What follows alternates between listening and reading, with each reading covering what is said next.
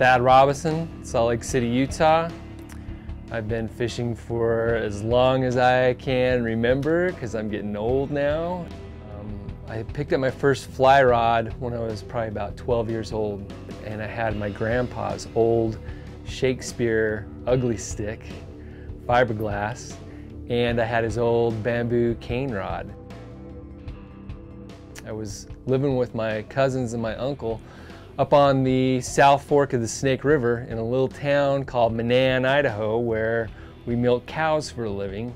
And every day after we'd milk cows, we'd head to the river and go fish the South Fork. And that's where I picked up a fly rod and learned how to fly fish. The great thing I like about, fly fishing is it's more than just fishing. There's this brotherhood that exists.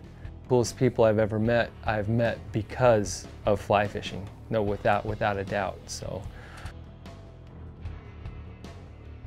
First introduced to loop when I was with a company called AEG back in the day.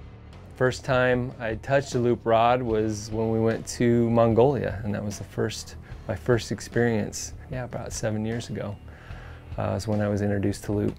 I mean, this is what I do for a living. I fish for a living, so it's important, as anybody who has a trade, that they use the best tools at their disposal to make sure that they do the best job. The Foos, the Jesse James, all those people, they're not using crap tools. Loop is that tool company for me.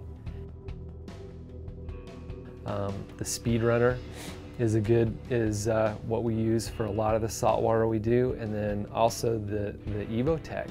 That reel is bomb-proof. The OptiBig for saltwater, just because it picks up line so fast. I mean, the whole drag system on all of the loop reels is extremely impressive. They've got the same drag system like in the EvoTech that's in the Opti series. That drag is so smooth and easy to adjust, depending upon the condition that you're in, which for us most of the time it's like this all the way down. But that's when it comes into play. I mean, a lot of people will say, drag, trout stream or whatever, oh, drag doesn't matter, drag doesn't matter. Well, drag does matter. It is the best. Choose your tools wisely, Right now, I'm throwing the 7-weight cross, which is awesome for throwing streamers, by the way. Awesome backbone. Probably my other favorite rod in the whole cross lineup is the Cross S1 10-weight. That rod I like because even though it says a 10 on it, it throws like an 8. Super light, but super beefy and tough, and it just bombs those flies out there. If I hadn't looked at the handle and you'd hand me that rod and I'd thrown it, I would have sworn I was throwing an 8-weight. So when I looked down and saw the 10 on there, I was blown away. I was like, this is my rod. I found it. This is the one. When we were in Colombia fishing for the peacock bass, that was like the true test of the cross. Every single fish you're casting to could potentially be a record breaker.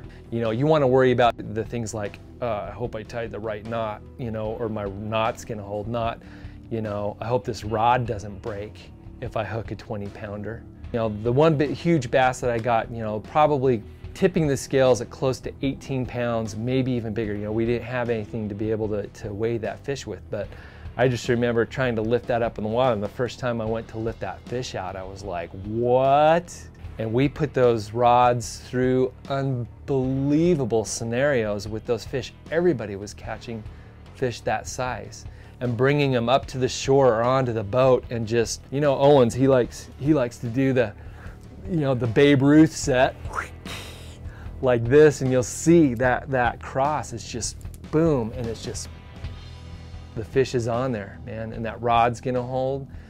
And as long as your knots are where they need to be, that rod's gonna do the job, and the reel's gonna do the job. And you're gonna land that big fish.